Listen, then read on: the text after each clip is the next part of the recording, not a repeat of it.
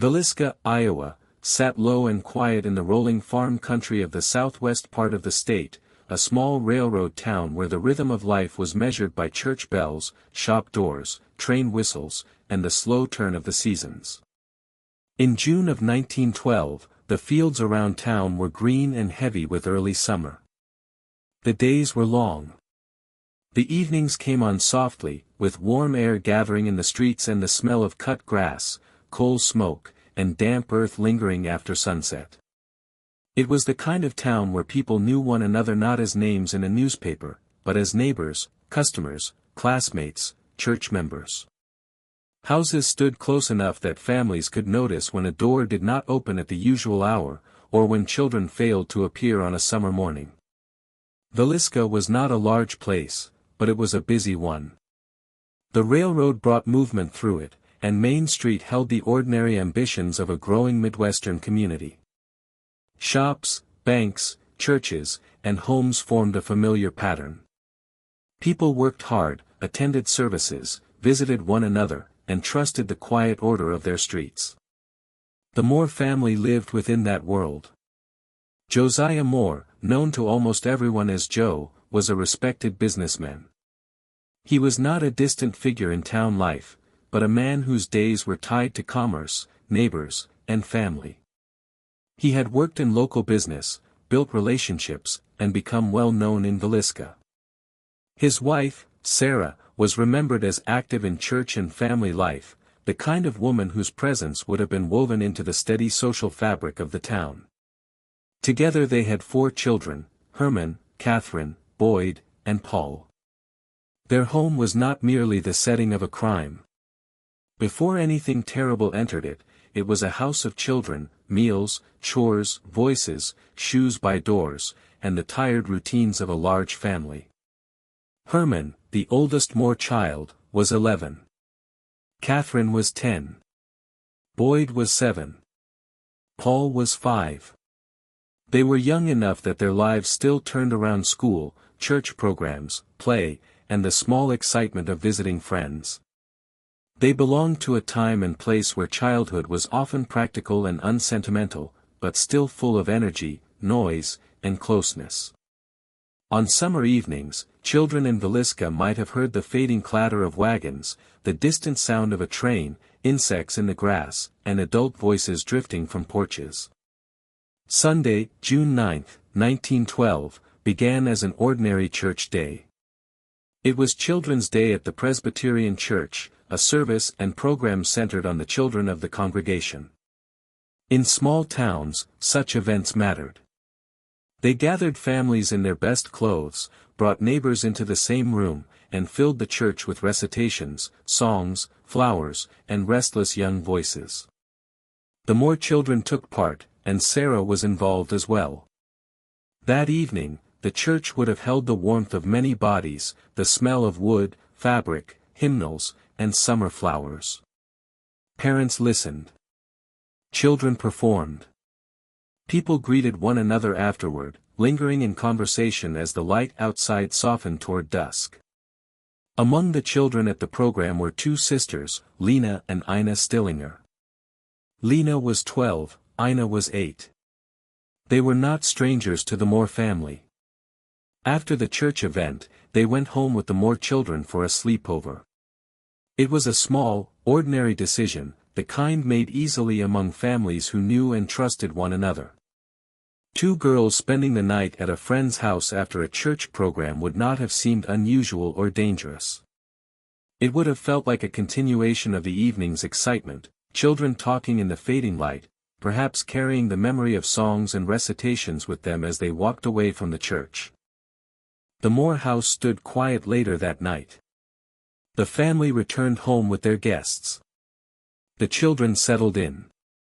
The Stillinger sisters slept in a downstairs bedroom, while Joe and Sarah and the Moore children slept elsewhere in the house.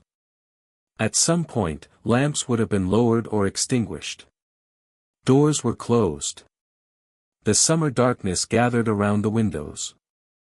Villisca itself fell into its nighttime stillness, not silent exactly, but subdued. There may have been the distant murmur of a late train, the creak of wood cooling after a warm day, the small sounds of insects outside, and the hush that comes over a town after families have gone to bed. Sometime late that night or in the very early hours of Monday, June 10th, someone entered the Moore home. The exact time has never been known. That uncertainty is one of the first shadows in the case, and it remains important to return to it. The family was last seen alive after the church program on Sunday evening. They were discovered dead the next morning. Between those 2 points lies the darkness in which the killer moved. The weapon was believed to have been Joe Moore's own axe. That detail has remained central because it suggests the intruder did not necessarily arrive carrying the instrument of murder, or at least did not need to. An axe was a common household and farm tool in that era, something practical and unremarkable. In the hands of the killer, it became the means by which all 8 people in the house were killed. The victims were found in their beds. Joe and Sarah Moore, their 4 children, and Lena and Ina Stillinger were all dead by morning. Reports from the scene described a house that felt staged, disturbed, or ritualized in strange ways. Mirrors were covered. The faces of the victims were covered. A lamp was found with its chimney removed. The axe was left behind. These details have been repeated for more than a century because they seem to suggest something beyond the act itself, some private compulsion or effort by the killer to control what was seen, reflected, or illuminated inside the house. But the meaning of those details is not known. That is worth saying plainly. The covered mirrors may have reflected superstition, shame, habit, or practical concern about light. The covered faces may have been emotional, ritualistic, or simply part of the killer's movement through the rooms. The lamp with its chimney removed may point to an attempt to create dimmer light, or it may have another explanation altogether. The house holds facts, but not all facts explain themselves. Morning came gently over Villisca. The sun rose on Monday, June 10th, as it had on countless other days. In the town, people began their routines. Doors opened. Breakfasts were made. Workers prepared for the day. Children stirred in other houses. But at the Moore home, there was no visible activity. No children appeared. No one came outside. The house remained closed and still. A neighbor, Mary Peckham, noticed. She lived nearby and understood the ordinary pattern of the Moore household. The stillness seemed wrong. In a small town, abnormal quiet could speak loudly. She tried to get someone's attention and eventually contacted Joe Moore's brother, Ross Moore. When Ross entered the house, the truth began to emerge, not all at once, but with the stunned recognition that something terrible had happened inside. The discovery quickly drew others. Officials came, but so did townspeople. In 1912, crime scene preservation was not what it is today. There were no modern protocols for sealing a home, photographing every inch before movement, collecting trace evidence with scientific care, or preventing curious citizens from entering. The Moore house became crowded. People walked through rooms. Objects were viewed, touched, discussed.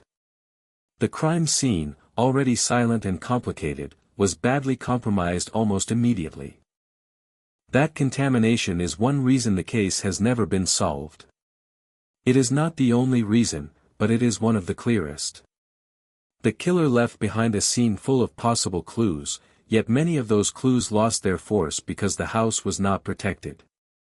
Footprints, fingerprints, fiber, hair, blood patterns, the position of objects, the exact arrangement of bedding, and the path of movement through the house might have mattered enormously under modern standards. In Villisca, they were blurred by shock, curiosity, and the limitations of the time. The murders horrified the town because of their scale, but also because of their intimacy. 8 people had been killed while they slept or lay in their beds. 6 were children. The Moore family was known and rooted in the community. Lena and Ina Stillinger were guests, children who had simply gone home with friends after church. The safety of the town had been punctured from within. If a killer could enter that house, move through it in the darkness, and leave before morning, then the familiar streets no longer felt as certain as they had the day before. News traveled quickly. Villisca became the focus of intense public attention. Newspapers seized on the details: the family, the children, the axe, the strange coverings, the minister, the rival, the possibility of a traveling murderer. The case moved from local grief into national fascination. But publicity did not clarify the truth. It magnified rumor. It hardened suspicions. It gave people names to repeat before evidence could sustain them. One of the most discussed suspects was Reverend Lynn George Jacqueline Kelly, often called simply Reverend Kelly. He was a traveling minister, and he had attended the Children's Day program at the Presbyterian Church on the evening of June 9. That placed him in Villisca at the right time, near the Moore family's last known public appearance. He left town early the next morning, which drew attention after the murders were discovered. Kelly was an unusual and troubled figure. Accounts of him over the years have emphasized erratic behavior, mental instability, and disturbing statements. He was not a settled local man with a long, grounded life in Villisca.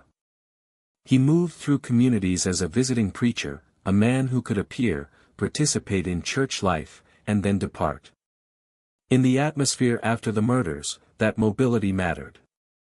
A stranger or semi-stranger was easier for some people to imagine as the killer than a neighbor. The evidence around Kelly was complicated. The most powerful point against him was his presence in Villisca at the crucial time. He had attended the church event where the Moore family and the Stillinger sisters were present. He left early the next morning, before the crime was widely known. Years later, he gave a confession, describing involvement in the murders. But then he recanted. That confession, instead of settling the matter, became another source of uncertainty. Confessions can feel decisive, especially in a case with so little physical certainty. But they must be treated carefully. People confess falsely for many reasons: mental illness, pressure, a desire for attention, confusion, coercion, or a need to place themselves at the center of a terrible event. In Kelly's case, his instability made the confession both compelling and suspect. It seemed to explain too much, and yet not enough. When he was tried in 1917, 5 years after the murders, the first trial ended with a hung jury. The second ended in acquittal. The law did not find him guilty. So Reverend Kelly remained suspended in the history of the case. He was there. He left early. He later confessed and then withdrew the confession. He was tried twice and not convicted. To come back to the firm ground: presence, confession, recantation, trials, no conviction.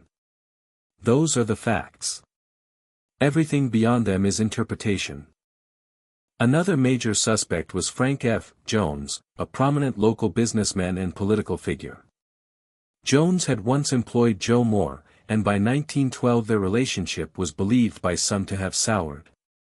The rumors around Jones focused on business rivalry, resentment, and personal animosity. In a town like Villisca, business relationships were not abstract. They carried pride, status, money, influence, and reputation. If two men who had once been connected in work became rivals, people noticed. They talked. After the murders, those whispers grew darker. The theory involving Jones suggested that Joe Moore had become too successful or too independent, perhaps angering his former employer. Some versions of the rumor included personal motives as well, but rumor is not evidence. Jones was a powerful enough figure to attract suspicion, and possibly resentment, in the charged aftermath of the crime. The idea that a respected local man might have arranged or inspired violence was both shocking and, to some, plausible because it gave the crime a motive rooted in ordinary human conflict: money, pride, revenge. But no charge against Frank Jones was proven. That matters. Suspicion surrounded him, but suspicion did not become legal proof. There was no conclusive physical evidence tying him to the house. The theory depended heavily on motive and alleged connections rather than direct demonstration. Over the years, Jones has remained one of the names people return to because he fits a certain pattern in the imagination of the case: a local rivalry, a powerful man, a businessman wronged or angered. Yet the case against him never became more than allegation. Connected to that line of suspicion was William Mansfield. Mansfield was sometimes alleged to have been linked to Jones and was investigated in relation to Villisca and other similar axe murders. The broader theory suggested that the Villisca murders were not the isolated act of a single local person, but part of a wider pattern of family axe killings across the Midwest. In the early 20th century, several horrifying attacks occurred in different places, involving families killed in their homes, often at night, sometimes with axes or similar weapons. The region was connected by rail. A traveling offender could, in theory, appear in one community, commit a crime, and vanish into the next train line before morning. Mansfield became part of this larger suspicion, but the case against him did not hold. Other theories have reached even farther. Some writers and researchers have connected Villisca to a broader series of Midwestern axe murders and have proposed names such as Henry Lee Moore or, in later writing, Paul Mueller. These theories depend on patterns across cases: families attacked in their homes, nighttime entry, blunt weapons, strange staging, and the possibility of rail travel. They remain theories, not legal conclusions. Similarity is not identity. A method can repeat without the same person behind it. The difficulty with all these suspects is that each offers something and each fails somewhere. Kelly offers presence and confession, but the confession was recanted, and the courts acquitted him. Jones offers motive through rivalry and local tension, but no proof. Mansfield offers the possibility of an outside actor, but the evidence did not hold. Broader serial killer theories offer pattern and geography, but not a confirmed link. The case remains unsolved not because no one ever looked, but because every path ended before it reached certainty. Inside the Moore house, the facts remained stubbornly limited. The victims were in their beds. The axe was left behind. Mirrors and faces were covered. A lamp had been altered. The scene was contaminated. Witness accounts were inconsistent, circumstantial, or shaped by time and publicity. There was no fingerprint match, no DNA, no preserved trace evidence capable of modern identification. The investigation belonged to an era before many of the forensic tools now taken for granted. To understand the emotional weight of the case, it helps to return to the people at its center. Joe Moore was not only a possible target in a business rivalry. He was a father coming home from a church program with his wife, children, and 2 young guests. Sarah Moore was a mother managing a full household, active in the life of the church, likely tired at the end of a long Sunday evening. Herman, Catherine, Boyd, and Paul were children at different stages of growing up, from the 11-year-old oldest son to the 5-year-old youngest. Lena and Ina Stillinger were sisters entrusted to another family for one night, part of the simple social world of children visiting children. Their ordinariness is what makes the case endure. Nothing about their final day announced itself as historic. A church program.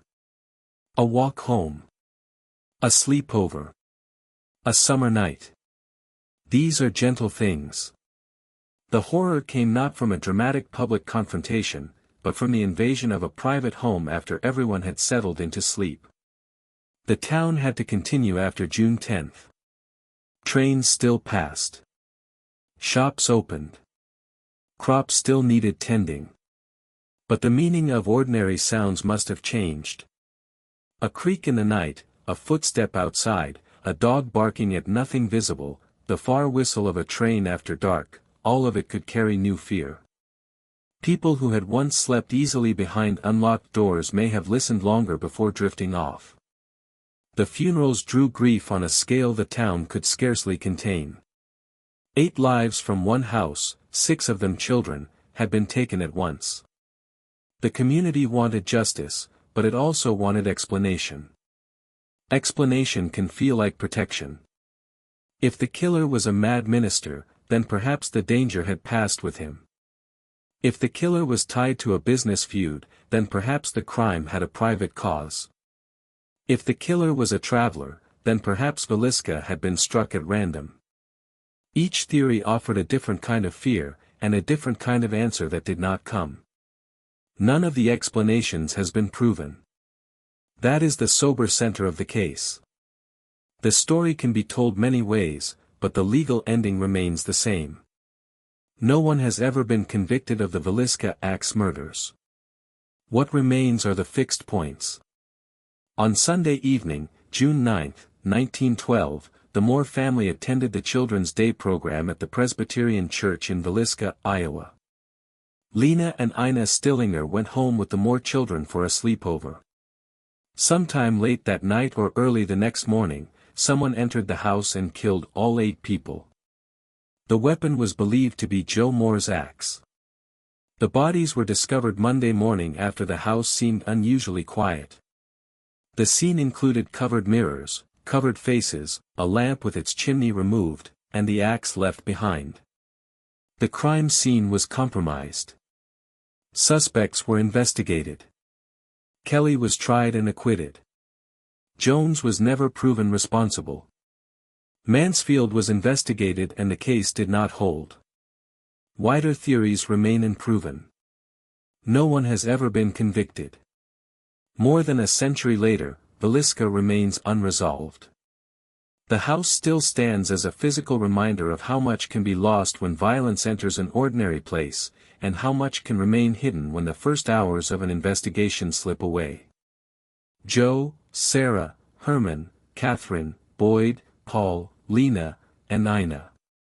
8 lives gathered under one roof after an ordinary Sunday evening, and taken before the next day could truly begin. No court has named their killer. No final piece of evidence has arrived. And in that absence, the night in Villisca remains open, still waiting for an answer that may never come.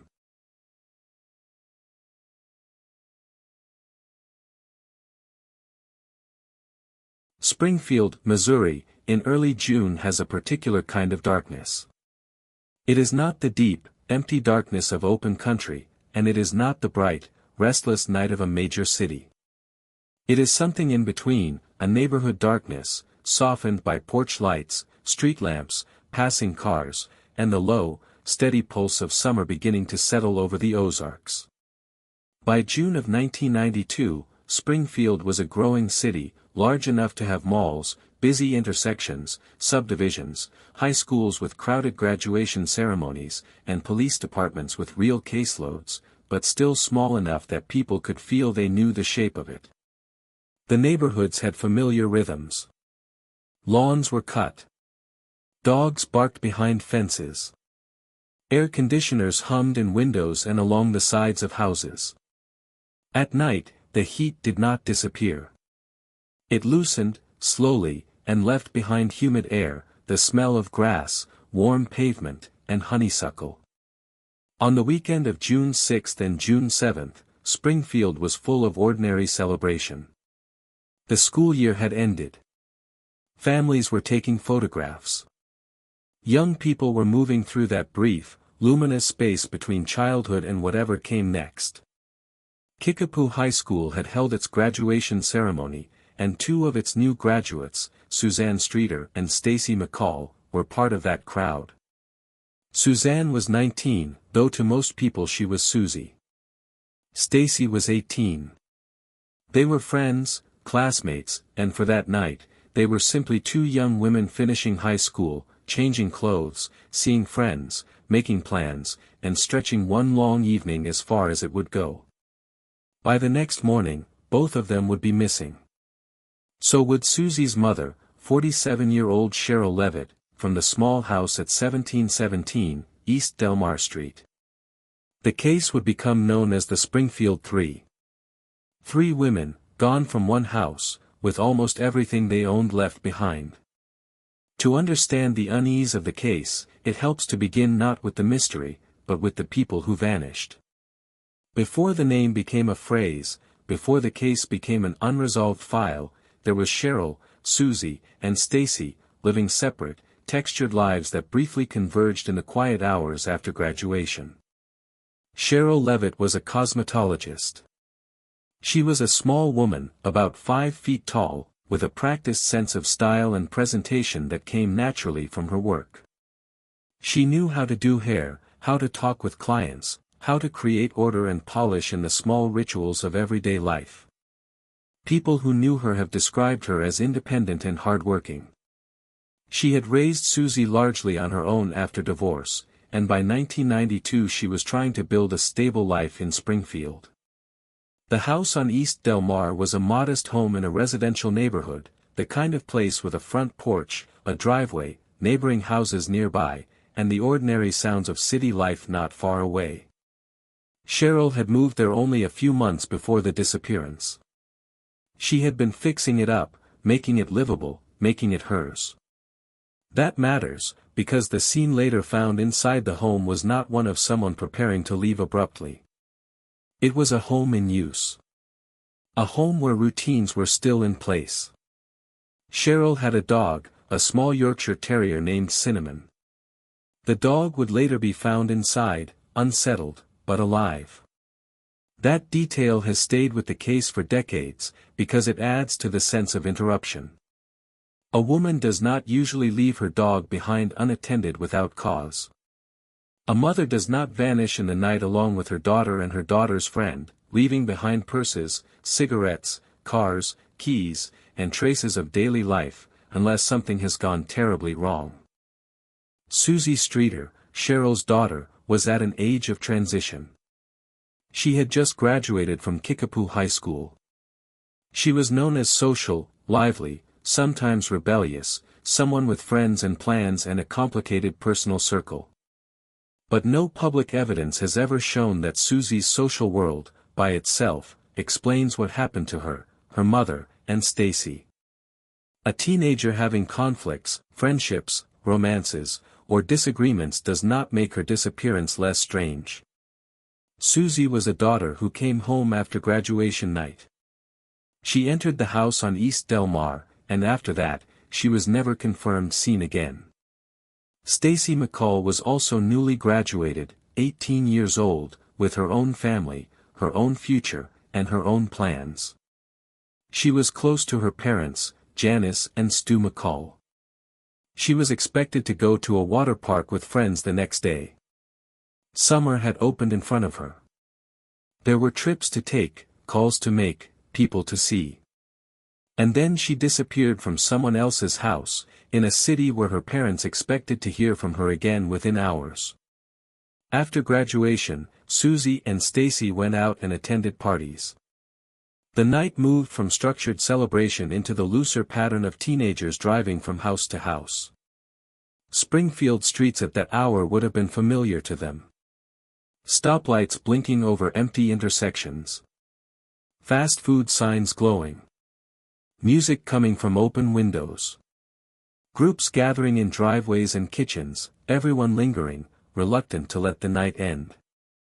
Their plan was not originally to sleep at Susie's house. The house they had intended to stay at was crowded. So sometime in the very early hours of June 7th, Susie and Stacy changed course. They went to 1717 East Del Mar, where Cheryl was home. This small change of plans is one of the painful hinges of the case. If the other house had been less crowded, the night might have ended as ordinary nights do. But they went to Susie's home. Their cars would later be found there. Their belongings would be found there. And after that point, the timeline becomes dark. The accepted understanding is that Susie and Stacy arrived at the Del Mar house sometime after 2 a.m. Cheryl was already at the house. Nothing publicly known indicates that any of the three women expected danger. Imagine the neighborhood at that hour. Most houses dark. Porch lights glowing in small pools across steps and lawns. The summer air heavy and close. Crickets and insects sounding from yards. The distant noise of a car passing on a larger street, then fading. A dog shifting inside a room. A refrigerator cycling on. 3 women inside a small house, settling in after a long day. Then, sometime between their arrival and the late morning discovery, all 3 vanished. What is known about the house afterward is both precise and deeply incomplete. The women's vehicles were still there. Their purses were inside. Clothing and personal items were inside. Cigarettes were left behind. Stacy's clothes from graduation night were reportedly there, suggesting she may have changed or prepared for bed. The dog was inside. There were no obvious signs of a violent struggle. Investigators did not find a clear crime scene that explained how 3 women were taken. The next morning, friends came to pick up Susie and Stacy for a trip to Whitewater, a local water park. When they arrived at the Del Mar house, the cars were there but the women were not. The front door was reportedly unlocked. The purses were still present. The dog was nervous. The house seemed lived in, paused, abandoned in mid-breath. One of the most enduring details is the broken porch light globe. The glass globe over the front porch light had been shattered. Before police arrived, visitors to the home reportedly cleaned it up, sweeping away a piece of what might have been evidence. In the moment, the people arriving may not have understood they were walking into a potential crime scene. Yet that small action became an early contamination issue in a case where every physical trace would matter. There were phone calls, too. Stacy's mother, Janice McCall, came to the house as worry escalated. While she was there, she answered an obscene call. Another message, described as disturbing, had reportedly been left on the answering machine and was erased before police could preserve it. Whether those calls came from the person responsible, or from someone unrelated, has never been confirmed publicly. The calls feel meaningful because they are eerie. But feeling meaningful is not the same as being evidence. By the time police became involved, the house had already been entered by multiple people. Friends had come and gone. Family members had arrived. The porch glass had been swept. The answering machine message had been erased. And because there were no bodies, no obvious blood, no clear sign of forced entry, the early hours were clouded by ambiguity.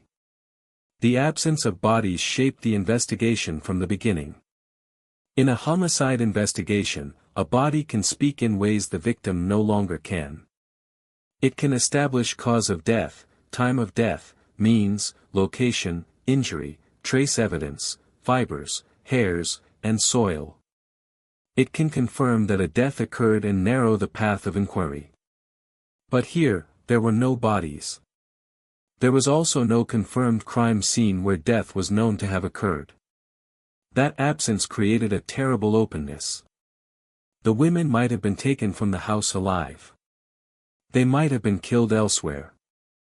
They might have been lured out, forced out, or surprised inside. Without bodies, each theory lacked the hard boundary that physical evidence can provide. Over time, more than 5,000 tips were reportedly reviewed. One of the most frequently discussed names is Robert Craig Cox, a convicted criminal who had lived in Springfield around the time of the disappearance. Over the years, he made statements that suggested he knew what happened to the 3 women, including claims that their bodies would not be found. Those statements made him a figure of intense public suspicion. As of 2026, he has not been charged. No publicly known forensic evidence has tied him to the Del Mar house. Another name sometimes raised is Gerald Carnahan, who was later convicted in the cold case murder of another Missouri woman. His conviction naturally caused people to look again at unsolved cases in the region. But Carnahan has never been charged in the disappearance of Cheryl, Susie, and Stacy. Investigators also looked at people closer to Susie's social world.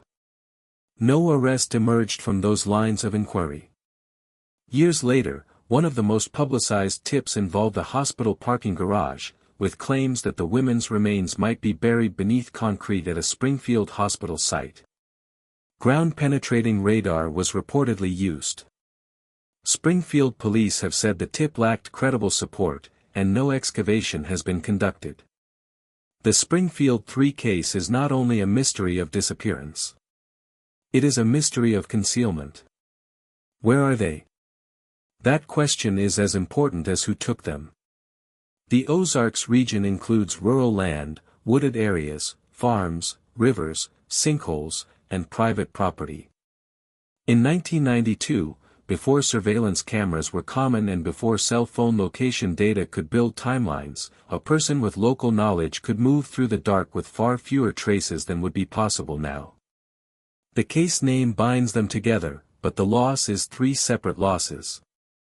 Cheryl is sometimes compressed in public memory into the mother, but she was a working woman with clients, a new home, a dog she cared for, plans still in motion. Susie was a young woman just out of school, with a personality, friendships, and a future that had not yet narrowed. Stacy was not incidental. She was one of the three. The missing bodies take many things from an investigation, but they take something from the living too. They take the funeral. They take the final medical fact. They take the ability to stand at a grave and say, "Here." They take the difference between hoping and knowing, and leave families trapped between them. The Springfield Three remains unsolved as of 2026. Cheryl Levitt, Susie Streeter, and Stacy McCall remain missing. No one has been arrested for taking them. A summer night in Springfield should have ended with tired graduates sleeping late. It should have become a day of water rides, wet towels, sunburn, and stories from graduation. Instead, sometime after Susie and Stacy came home, the record of 3 lives stopped. The city kept moving. Dawn came. The heat rose. Cars passed the house. Neighbors went about their Sunday. And inside 1717, East Delmar Street, there were belongings without owners, a dog without its people, and a silence that has lasted more than 3 decades.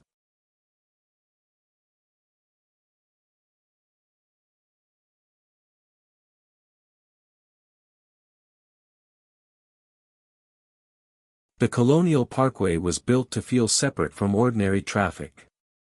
It is not a road of gas stations, stoplights, billboards, or bright intersections. It moves quietly through southeastern Virginia, linking Jamestown, Williamsburg, and Yorktown, places wrapped in the earliest public memory of the country. By day, it can feel almost ceremonial, a scenic federal roadway with broad curves, brick bridges, low stone walls, and water appearing and disappearing through the trees. But at night, the parkway changes. The same gentle curves become longer. The trees press closer. The pull-offs become dark openings beside the road, places where a car can sit nearly invisible unless another set of headlights happens to pass at just the right moment. For people who knew the area in the 1980s, the parkway was both familiar and secluded. Young couples could drive there for privacy. Locals could use it as a quiet route between towns. Visitors might see it as peaceful, almost protected, because it passed through historic land maintained by the National Park Service. But that protection was also part of its isolation. There were stretches with little artificial light. There were shoulders, overlooks, and access points where trees, marsh, and water created natural screens. The York River, the James River, and the wooded land around them were never far away. A person familiar with that landscape could move through it with confidence. A person unfamiliar with it could vanish into it. Between 1986 and 1989, 4 cases involving young couples became linked in public memory under one name, the Colonial Parkway murders. The label suggests a single story, but the truth has always been more complicated. The cases occurred in the same broad region, in or near secluded roads and waterside places. Vehicles were found abandoned. Young people were killed or disappeared. Witnesses were scarce. Some scenes lay on federal land, while others fell under local or state jurisdiction, drawing in the FBI, Virginia State Police, and local agencies. For years, investigators debated whether these crimes were the work of one offender, more than one, or a pattern that only appeared clear from a distance. The first known case came in October of 1986. Kathleen Thomas was 27 years old, a graduate of the United States Naval Academy and a woman with a disciplined, capable life ahead of her. Rebecca Dowski was 21, a student at the College of William and Mary. They were a couple, though in the mid-1980s that detail carried a different public weight than it would today. They were young women moving through a world where parts of their private life may have been kept guarded, not because it lacked meaning, but because the world around them could be unkind. Their bodies were found inside Thomas's car near the Colonial Parkway, in an area close to the York River. The car was off the main flow of traffic, in one of those quiet places where the road seems to open for a moment and then close again. The parkway at night would have been dark, with water nearby and trees limiting visibility. A vehicle stopped there might not seem unusual. That ordinary possibility made the location useful to someone hunting for an opportunity. A year later, in September of 1987, the pattern seemed to return. David Knobling was 20 years old. Robin Edwards was 14. Knobling's truck was found near the James River in Isle of Wight County, an area of shoreline, rural roads, and water access. Their bodies were later found near the river. Both had been shot. Again, there was a vehicle left behind. Again, there was a young pair in a secluded place near water. Again, there were few witnesses who could explain the critical moments. The James River at night can feel wide and silent, its surface dark except where moonlight or distant light touches it. Along the banks, sounds can carry strangely. A motor in the distance, insects in the brush, the soft movement of water against mud or reeds. But if violence happens in such a place, the land can absorb it. By morning, what remains may be a truck, footprints, and questions. In April of 1988, another couple disappeared. Keith Call was 20 years old. Cassandra Haley was 18.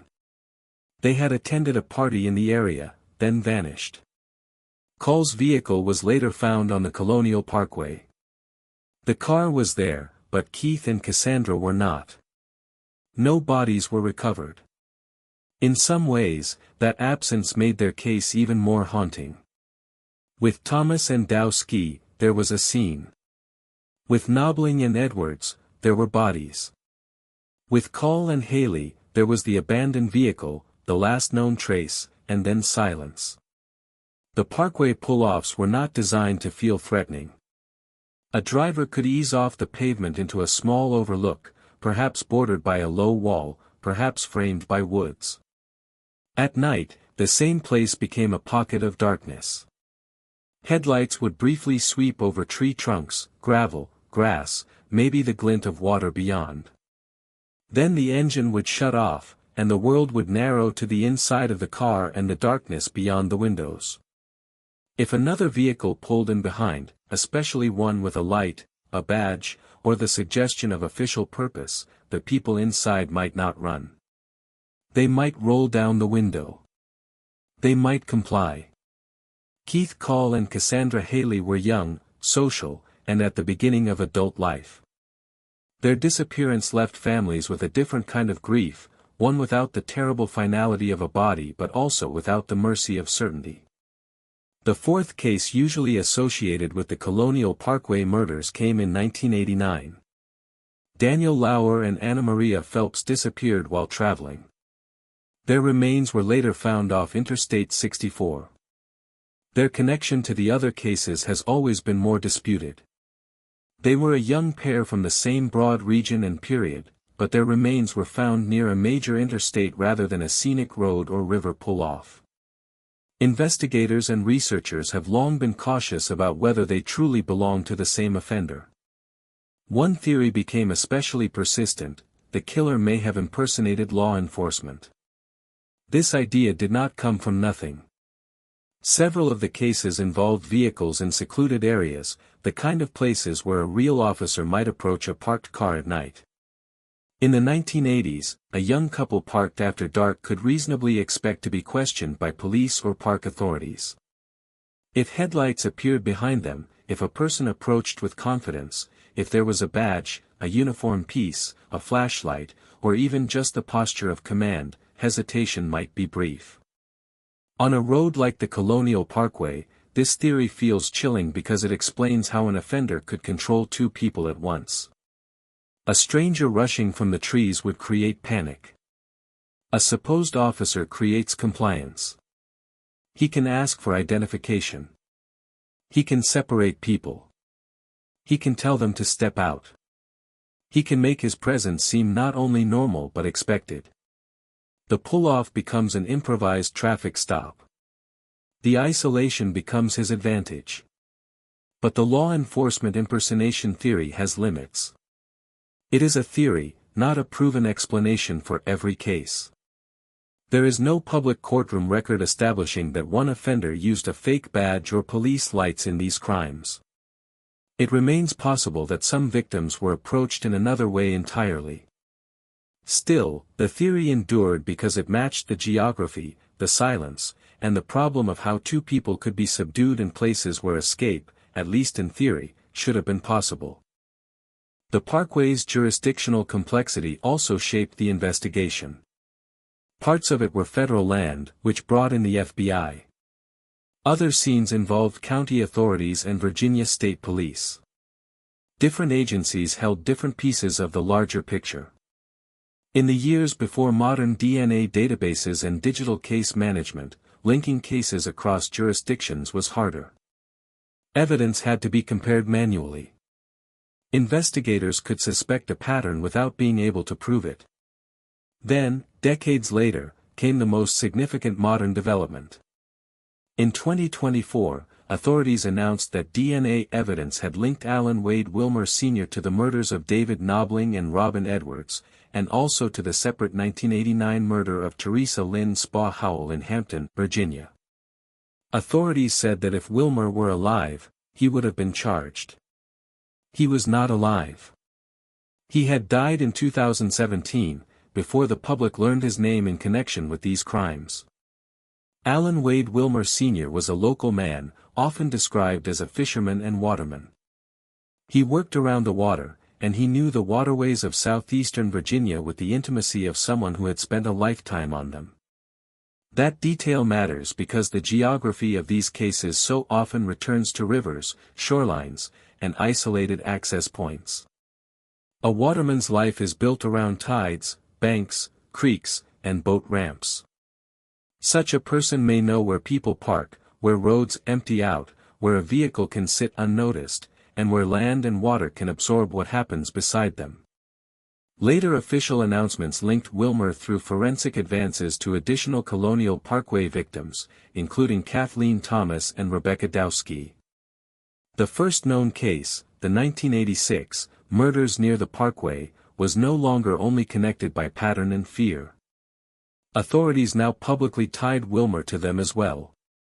The road, the river, the couples, the isolation, and the abandoned vehicles no longer existed only as suggestive similarities.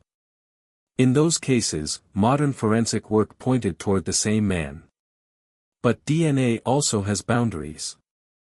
It can identify a person connected to evidence, but it does not always explain the full sequence of events. It cannot reveal how victims encountered the offender, whether he used a ruse, whether he impersonated law enforcement, what he said, or why he chose those particular people. It cannot be cross-examined in place of a living defendant. It cannot give families the experience of a trial, a verdict, and a complete public record tested in court. Because Wilmer died in 2017, he cannot be arrested or tried. The law can name what would have happened. It cannot make the defendant stand in court. Naming him brought relief to some and frustration to others. Relief, because an unknown figure had taken human shape. Frustration, because the legal process stopped at the edge of death. Still, even this development did not close every door. Keith Call and Cassandra Haley remain missing. Their bodies have never been found. Without remains, without a known final crime scene, and without the same publicly announced forensic link, their case remains suspended between pattern and proof. Daniel Lauer and Anna Maria Phelps also remain a more uncertain part of the larger story. The Colonial Parkway murders, as a phrase, now contains both answers and unresolved spaces. When we reground the central facts, they are stark. In 1986, Kathleen Thomas and Rebecca Dowski were found murdered in Thomas's car near the Colonial Parkway. In 1987, David Knobling and Robin Edwards were found shot near the James River after Knobling's truck was discovered nearby. In 1988, Keith Call and Cassandra Haley disappeared after a party, and Call's vehicle was found on the parkway, but they were never found. In 1989, Daniel Lauer and Anna Maria Phelps disappeared while traveling, and their remains were later found off Interstate 64. In 2024, DNA evidence publicly tied Alan Wade Wilmer Sr. to the Knobling and Edwards murders, and later to Thomas and Dowski. The Colonial Parkway murders are now partly illuminated, not entirely resolved. Keith Call and Cassandra Haley are still missing. Daniel Lauer and Anna Maria Phelps remain a debated part of the historical grouping. The law enforcement impersonation theory remains compelling but unproven in the public record. The victims can blur if we are not careful. Kathleen Thomas was 27. Rebecca Dowski was 21. David Knobling was 20. Robin Edwards was 14. Keith Call was 20. Cassandra Haley was 18. Daniel Lauer and Anna Maria Phelps were young people traveling through life before violence entered the story. The archive of the case should hold their names before it holds the name of the man suspected of taking them. At night, the Colonial Parkway still carries cars between Jamestown, Williamsburg, and Yorktown. The road is scenic again, quiet again, a place of history and trees and water. But for those who know what happened, certain pull-offs may never look entirely empty. They hold the memory of headlights, abandoned vehicles, investigators walking with flashlights, families waiting for phone calls, and evidence sealed away for decades until science found a voice in it.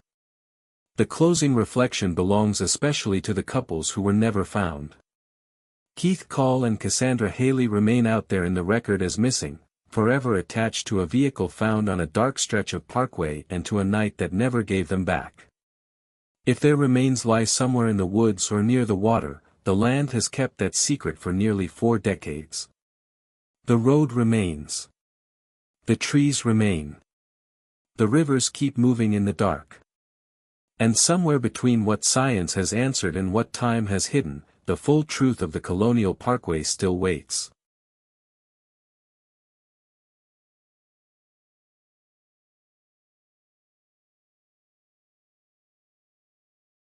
On the evening of May 5, 1993, in West Memphis, Arkansas, 3 8-year-old boys did not come home. Their names were Stevie Branch, Michael Moore, and Christopher Byers. They were second graders, small boys from the same working-class neighborhood, riding bicycles in the warm light of an early May evening. West Memphis sat just across the Mississippi River from Memphis, Tennessee, but it had its own texture and pace. It was a city of truck stops, railroad lines, low houses, drainage ditches, churches, apartment complexes, and long roads that carried people toward factories, fields, and the interstate. In 1993, it was not a place that expected national cameras. It was the kind of place where children could still be seen outside after school, where adults recognized bikes before they recognized names, where a shortcut through trees or along a ditch could feel like part of ordinary childhood. The boys lived near an area called Robin Hood Hills. The name sounded almost storybook, but the place itself was not a park in the gentle sense. It was a patch of wooded land behind houses and near service roads, cut through by water-filled ditches and thick with brush, mud, vines, and mosquito-heavy air. Locals sometimes called parts of it the Woods, or the Blue Beacon Woods, after a nearby truck wash. To children, it could be a hidden kingdom. To adults, it was a rough, overgrown place at the edge of the neighborhood, close enough to walk to, wild enough to disappear into. That evening, Stevie, Michael, and Christopher were last seen riding their bicycles. When they failed to return, worry became urgency. Parents and neighbors searched. Police were contacted. People moved through the neighborhood calling their names, looking down streets, checking yards, asking whether anyone had seen three little boys together. At first, there was still that fragile hope that a child had lost track of time, that someone had gone to a friend's house, that the three of them were scared but alive somewhere nearby. The next day, May 6th, that hope ended. Searchers found the bodies of Stevie Branch, Michael Moore, and Christopher Byers in a drainage ditch in Robin Hood Hills. Their bicycles were also recovered from the water nearby. The boys had been killed and left in the muddy, shallow water. Their own shoelaces had been used to bind them. The discovery stunned West Memphis in a way that is difficult to overstate. 3 children, all 8 years old, had vanished from an ordinary neighborhood and had been found dead in a place many residents knew by sight. The victims must be named again, because in this case their names are too often overshadowed by the name later given to the convicted teenagers. Stevie Branch was 8 years old, blonde, energetic, and close to his mother, Pamela Hobbs. Michael Moore was also 8, a Cub Scout, remembered as responsible and gentle. Christopher Byers was 8, lively and small, the adopted son of John Mark Byers and Melissa Byers. These were not symbols, not case file entries, not the beginning of a legal controversy. They were children. Their deaths created 3 empty places at dinner tables, in classrooms, in bedrooms where toys and clothes remained after the search ended. The investigation began under enormous strain. West Memphis police had a crime that was emotionally overwhelming, physically difficult, and immediately public. The wooded area was wet and muddy. Evidence collection in 1993 did not have the same DNA expectations or technology that later became common. In the days after the discovery, the community wanted answers quickly. Parents were afraid. Rumors moved faster than confirmed facts. The idea that whoever had done this might still be nearby made the atmosphere almost unbearable. Police interviewed residents, followed tips, and looked at people who seemed unusual, suspicious, or simply visible in local gossip. One name came up early, Damien Eccles. Damien was 18 years old in 1993. He wore black, listened to heavy metal, read widely, and had an interest in Wicca, occult symbolism, and alternative religion. In a smaller, conservative community during the early 1990s, his appearance and interests made him easy to notice and easier to fear. Jason Baldwin was 16. He was Damien's friend, quieter, less theatrical, and by many accounts loyal. Much of what tied him to the case came through association and through statements made by another teenager. Jesse Miskelly Jr. was 17. He struggled academically and had documented intellectual limitations. His IQ was reported in the borderline range, and he was described as suggestible, someone who could be overwhelmed by authority and pressure. When police focused on him, they were dealing with a teenager whose ability to withstand interrogation would become one of the central controversies of the case. The turning point came on June 3, 1993, when Jesse Miskelly was questioned by police. The interview lasted for hours, though only a portion was recorded. Investigators said Jesse eventually confessed voluntarily. Critics said the long unrecorded questioning created the conditions for a false confession. Jesse's recorded statement was deeply problematic. He placed events at times that did not fit the known timeline. At one point, he suggested the murders happened in the morning, when the boys were at school. He misstated details and then shifted when corrected. A confession can feel powerful because it sounds like the accused person is opening a hidden door. But false confession research has shown that vulnerable suspects, especially young people with cognitive limitations, can come to agree with investigators, guess at answers, or repeat details that have been suggested to them. After Jesse's statement, police arrested Damian Eccles, Jason Baldwin, and Jesse Misskelley Jr. The theory that formed around them was not just that 3 teenagers had killed 3 children. It was that the murders had an occult or satanic element. This was a theory with enormous cultural force in 1993. The satanic panic had been building in the United States since the 1980s. Across the country, fears spread that hidden networks of satanic groups were abusing children and committing ritual crimes. Most of the broad claims collapsed under scrutiny. But at the time, the fear felt real to many people. Heavy metal music, black clothing, occult books, and teenage rebellion could be interpreted not as adolescent identity, but as signs of spiritual danger. West Memphis in 1993 was fertile ground for that fear. The murders of Stevie Branch, Michael Moore, and Christopher Byers were so shocking that ordinary explanations seemed inadequate.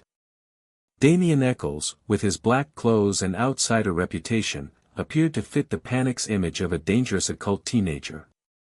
The prosecution leaned into that atmosphere. They argued that the murders had been linked to satanic beliefs, and they presented expert testimony about occult practices that would later be widely criticized. Jesse Misskelley was tried first, separately. In 1994, the jury heard his confession, even with its inconsistencies. Jesse was convicted and sentenced to life plus 40 years. Then Damian Eccles and Jason Baldwin were tried together. Physical evidence was limited. No murder weapon was definitively tied to the 3 teenagers. No clear DNA evidence placed them at the scene. Still, in March 1994, Damian and Jason were convicted. Damian Eccles was sentenced to death. Jason Baldwin was sentenced to life without parole. The legal outcome was severe and final in appearance, but the controversy did not end. Documentaries brought the case to a national audience. The phrase the West Memphis Three became known around the world, though that name itself can obscure the central tragedy. Before there were 3 convicted teenagers, there were 3 murdered children, Stevie, Michael, and Christopher. As forensic technology improved, DNA testing became a crucial part of the post-conviction fight. Tests did not link Damian, Jason, or Jesse to biological material recovered from the crime scene. That does not automatically identify who killed the boys, especially in a muddy outdoor scene. But in a case where the prosecution theory had relied heavily on confession, association, and alleged occult motive, the lack of DNA tying the convicted men to the victims or ligatures mattered deeply. Attention also turned toward other possible persons of interest, including adults connected to the victims' lives or the area. But suspicion is not proof. No alternative suspect has been convicted. No court has legally established another killer. The state's convictions still stand, while the public record contains competing theories and unanswered questions. By 2011, the case had reached a complicated legal moment. The solution that emerged was an Alford plea. An Alford plea is often misunderstood, so it is worth explaining carefully. In a normal guilty plea, a defendant admits guilt. An Alford plea occupies a tense middle ground. The defendant does not admit committing the crime, but acknowledges that the prosecution has enough evidence that a judge or jury could convict. Legally, the court treats it as a guilty plea. Practically, it can allow a person to maintain innocence while accepting a conviction in order to secure release. In August 2011, Damian Eccles, Jason Baldwin, and Jesse Misskelley entered Alford pleas. They continued to say they were innocent. The state continued to maintain that the convictions were valid. After more than 18 years in prison, the 3 men walked free. But freedom was not exoneration. The convictions remained in place. The men were no longer incarcerated, but legally they were still convicted murderers. The state had not declared that it had imprisoned the wrong men. No new prosecution replaced the old one. For the families of Stevie, Michael, and Christopher, the Alford plea offered release for the defendants but no clean resolution. For the public, it left the case suspended between legal finality and factual doubt. In 2024, the Arkansas Supreme Court ruled that Echols could seek additional DNA testing under Arkansas law even though he was no longer incarcerated. The ruling did not declare him innocent. It did not identify a killer. It did not erase the convictions. What it did was reopen a path. Then, in 2025, a judge ordered new testing of multiple evidence items connected to the case, including ligatures and hairs, using advanced collection techniques such as MVAC DNA testing.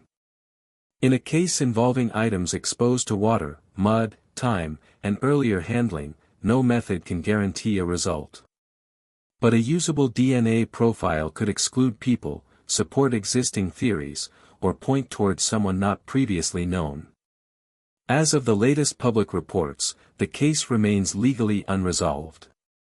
The convictions of Damian Echols, Jason Baldwin, and Jesse Miskelly still stand. No other person has been convicted of killing Stevie Branch, Michael Moore, and Christopher Byers. To return to West Memphis in 1993 is to return to a city caught between grief and fear. The neighborhood around Robin Hood Hills was not a Gothic landscape. It was ordinary. Children rode bikes. Families lived in modest houses. The woods were not far away. After the bodies were found, every familiar feature changed meaning. A stand of trees became a crime scene. A drainage ditch became a place of mourning. A child's shoelace became evidence. The satanic panic did not create the deaths of Stevie, Michael, and Christopher. Those deaths were real. But the panic may have shaped how investigators and jurors understood the people placed before them. Good intentions do not guarantee good evidence. Urgency can narrow vision. Fear can make weak links look strong. A confession can overwhelm contradictions. Stevie Branch, Michael Moore, and Christopher Byers were last seen alive in the ordinary light of a May evening. They were found the next day in muddy water, in a wooded area near their neighborhood. That is the fixed point beneath every argument. Stevie was a child with a family who expected him home. Michael was a child with a bike, a scout uniform, and a life still opening. Christopher was a child whose name became part of a national case before he had lived long enough to become himself. Whatever the courts decide in the future, whatever the DNA testing shows or fails to show, the deepest loss remains unchanged. 3 boys went into the evening in West Memphis, and the world that should have protected them did not. In the dark, after all the legal language fades, there are still 3 small figures riding through a neighborhood in 1993. There is the warm Arkansas air. There are the trees of Robin Hood Hills. And there are 3 names that should be carried carefully: Stevie Branch, Michael Moore, and Christopher Byers.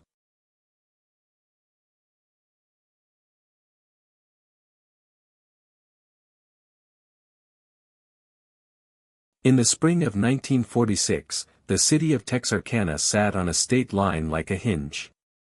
One half belonged to Texas, in Bowie County. The other half belonged to Arkansas, in Miller County. The same streets crossed the border without ceremony. The same railroad tracks carried freight through both sides. At night, when the mills and shops had closed and the last buses had made their rounds, Texarkana did not feel like 2 cities. It felt like one small place surrounded by a great deal of dark country. The war had ended less than a year before. Servicemen were home. Factories were converting back to civilian work. Gasoline was available again, and young people with money in their pockets and restlessness in their bones were doing what young people had always done. They went to movies. They listened to records. They drove out past the last streetlights to quiet roads where pine trees pressed close and the red clay of northeast Texas held the heat of the day long after the sun had gone down. That was the mood in February, when the first attack occurred. Not panic yet. Not the locked doors and loaded shotguns that would come later. Just the ordinary confidence of a town that believed bad things happened elsewhere, or happened once and did not return. The first attack took place on the night of Friday, February 22, 1946. Jimmy Hollis was 25 years old. Mary Jean Larey was 19. They had been to a movie together, and afterward they drove to a secluded stretch of road just outside Texarkana, Texas. But at 11:45 at night, in February, it was dark enough. The road was empty. The pine woods were quiet. They had been parked for only about 10 minutes when a man appeared at the driver's side window. He shone a flashlight into the car. Over his head he wore a white cloth mask, cut with holes for his eyes and mouth. Later, witnesses would compare it to a pillowcase. It was simple. It was homemade. And in the narrow beam of his flashlight, it erased his face completely. Jimmy Hollis told the man he had the wrong person. The man answered calmly. He said he did not want to kill Hollis. He said Hollis should do what he was told. Both young people were ordered out of the car. The man told Hollis to remove his trousers. When Hollis complied, the attacker struck him twice on the head with a gun. The sound was so sharp and so loud that Mary Jean Larey later said she thought at first that Hollis had been shot. What she had heard was his skull fracturing. Larey was struck with a blunt object. Then the man ordered her to stand, and told her to run. She tried at first to run toward a ditch. He corrected her. He told her to run up the road. She ran. Then the attacker confronted her again. He asked why she was running. When she said he had told her to, he called her a liar. He knocked her down and assaulted her with the barrel of his gun. Afterward, she ran on foot for half a mile to a nearby house, woke the occupants, and called the police. Jimmy Hollis, meanwhile, had regained consciousness. He flagged down a passing motorist, who also called for help. Within 30 minutes, Bowie County Sheriff W.H. Bill Presley and 3 other officers arrived. The attacker was already gone. Both survived. They were the first victims in what would become known as the Texarkana Moonlight murders. And for weeks, law enforcement would not publicly connect their attack to the killings that followed. They described their attacker as about 6 feet tall, wearing the white mask with eye holes. Hollis believed he was a tanned white man under 30. Larey believed she could see beneath the mask that he was a light-skinned black man. Their descriptions did not agree. 4 weeks passed. On the morning of Sunday, March 24, a passing motorist saw a parked car on a lover's lane about 100 yards south of U.S. Highway 67 West, still in Bowie County, still near Texarkana. Richard Griffin was 29 years old. Polly Ann Moore was 17. They had been dating for 6 weeks. They had been out late on Saturday night, as young couples did. Griffin was found between the front seats on his knees, his head resting on his crossed hands, his pockets turned inside out. Moore was sprawled face down in the back seat. Blood on the ground near the car suggested they had been killed outside the vehicle and placed back inside. A .32 caliber cartridge casing was found at the scene. Both had been shot once in the back of the head. Griffin had been shot twice while inside the car. Early rain that morning had washed away footprints and other trace evidence. No weapon was found. Richard Griffin and Polly Ann Moore were dead. And unlike Jimmy Hollis and Mary Jean Larey, neither could tell anyone what had happened. Remember where we are. Texarkana, spring of 1946. The first attack in February had left 2 survivors. This second attack, in March, left none. The weapon was a .32 caliber pistol. The location, again, was an isolated road just outside the city limits. The victims, again, were a young couple in a parked car on a weekend night. Police called in the Texas Rangers. Captain Manuel T. Gonzalez, known as Lone Wolf Gonzalez, would become the public face of the investigation. More than 200 people were questioned. Still, at this stage, many in the community treated the Griffin Moore murders as a terrible but isolated crime. The name Phantom Killer did not yet exist. 3 more weeks passed. On the night of Saturday, April 13, 1946, 15-year-old Betty Jo Booker performed with her band at the VFW Club at West 4th and Oak Street in Texarkana. She was a high school junior, a band officer, a sorority member, a former Little Miss Texarkana, a student who had won scholastic and musical prizes. 16-year-old Paul Martin picked her up after the performance. It was around 1:30 in the morning on Sunday, April 14, when they were together. Martin's body was found at approximately 6:30 that morning, lying on its left side near the northern edge of North Park Road. He had been shot 4 times, through the nose, through the ribs from behind, through his right hand, and through the back of the neck. Booker's body was not found until later that morning, at about 11:30, nearly 2 miles from where Martin lay. She was behind a tree, on her back, fully clothed. She had been shot twice, once in the chest and once in the face. The weapon was the same .32 caliber semi-automatic Colt pistol used in the Griffin Moore murders. Martin's car was found about 3 miles from Booker's body, parked outside Spring Lake Park with the keys still in the ignition. Investigators believed both victims had fought fiercely. Betty Jo Booker's saxophone, which she had played at the VFW that night, was missing. This is the attack that changed everything. 5 people had now been attacked across 3 separate incidents. 3 were dead. The pattern was no longer deniable. Young couples. Isolated locations. Weekend nights. A .32 pistol. And always darkness. On April 16, the Texarkana Daily News published a headline calling the unknown assailant the Phantom Killer. The newspapers did not create the fear. But they gave the fear a shape. A phantom is something you cannot see clearly. Something that appears and vanishes. Something that might be anywhere. The community's response intensified immediately. Businesses set curfews to keep people off the streets at night. Police began patrolling secluded roads and lovers' lanes. Texas and Arkansas authorities, the Texas Department of Public Safety, the Miller and Cass County Sheriff's Departments, and the Federal Bureau of Investigation all became involved. Gonzalez arranged decoy operations, placing teenagers in parked cars while officers waited nearby. The reward fund climbed past $1,700 within days of the Booker Martin killings. It would eventually exceed $10,000.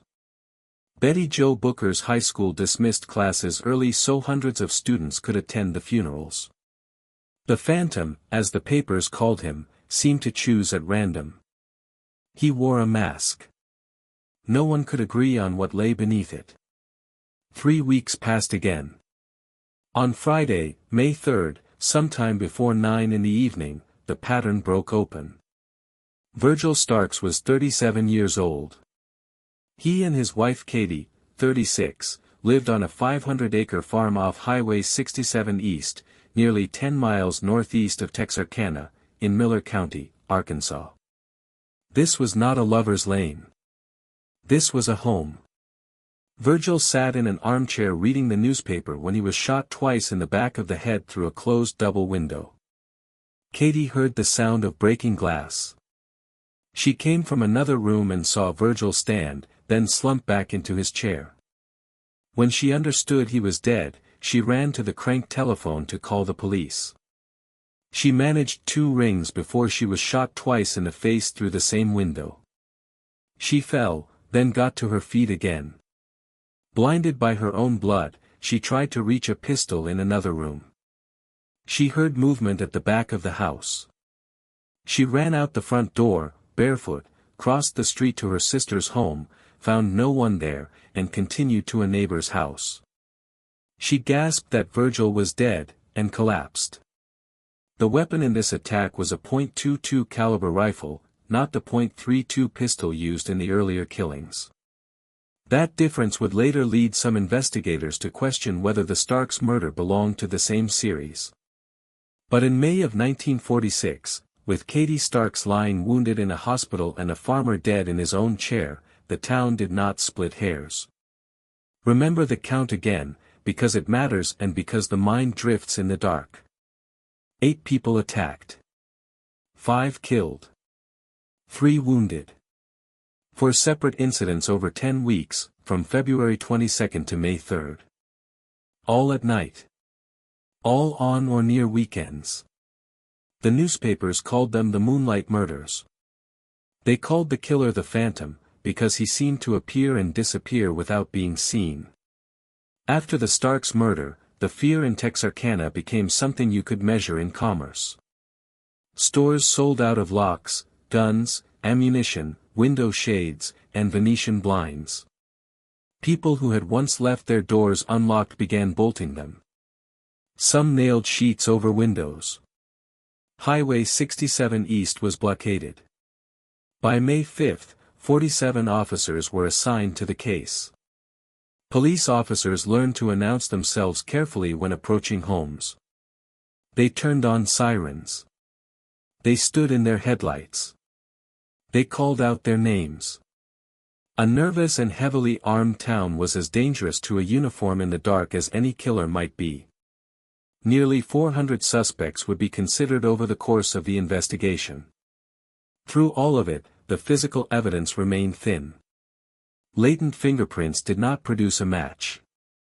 The .32 pistol was never recovered during the active investigation. Betty Jo Booker's saxophone was found 6 months later in underbrush near where her body had lain. Only Hollis and Larry had seen the attacker's face, and only through a mask, and they did not agree on what they had seen. The man who would become the principal suspect entered the story not through a witness at a crime scene but through stolen cars. Yowell Lee Swinney was 29 years old in 1946. By adulthood he was a career criminal with a history of counterfeiting and auto theft. He was not a stranger to police. In July 1946, Arkansas State Police Trooper Max Tackett was investigating a pattern of car thefts in the region. He traced one of the vehicles and arrested a woman when she came to retrieve it. Her name was Peggy. She was Yowell Swinney's wife. What Peggy Swinney told police in the days that followed would become the closest the case ever came to a confession. She said, in detail, that Yowell was the phantom killer. She described the murders of Betty Jo Booker and Paul Martin with specifics that investigators believed had not been released to the public. But Peggy's story changed across multiple interviews. She recanted. And then came the obstacle that would define the legal end of the case. Under the law as it existed in Texas and Arkansas in 1946, a spouse could not be compelled to testify against a husband or wife in a criminal prosecution. This was spousal privilege. It was not a minor procedural detail. It was a wall. The prosecution could not force Peggy Swinney to take the stand against Yowell Swinney, no matter how detailed her earlier statements had been. She could choose to testify voluntarily. She did not.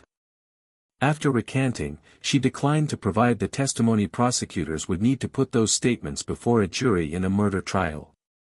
Investigators worked for 6 months trying to validate Peggy's confession and tie Yowell Swinney to the murders through independent means. Swinney's prints did not match latent prints from the scenes. On the night of the Booker-Martin murders, the Swinneys were reportedly sleeping in their car under a bridge near San Antonio, far from Texarkana. In July 1946, prosecutors in Bowie County, Texas, decided not to pursue murder charges. Yowell Swinney was instead tried and convicted as a habitual offender for auto theft. He received a life sentence. Swinney was never charged with killing anyone in Texarkana. Two of the lead investigators, Max Tackett and Tillman Byron Johnson, believed for the rest of their lives that Swinney was guilty. But belief is not a verdict. The Phantom Killer case remained officially unsolved. Yoel Swinney was released in 1973. He died in a Dallas nursing home in 1994, aged 77. The principal suspect and the principal witness were both gone now. The dead remain 5, Richard Griffin, Polly Ann Moore, Paul Martin, Betty Jo Booker, and Virgil Starks. And somewhere in the center of all of it is the mask. White cloth. Eye holes cut by hand. A pillowcase, perhaps, or something like it. It was not a costume in the theatrical sense. It was practical. It took less than a minute to put on and it accomplished everything a killer in a small town needed. It removed identity. It removed race, age, and expression. It turned a man into a shape in the flashlight beam, a voice giving orders, a weapon raised in the dark. Jimmy Hollis and Mary Jean Larry could not agree on what lay beneath it. The newspapers could give the killer a name, Phantom, but they could not give the town a face. And without a face, every stranger on a dark road became a possibility. Every sound at a window became the same sound Katie Starks heard when the glass broke in her farmhouse on Highway 67 East. The mask meant that fear could not be narrowed. It could only spread.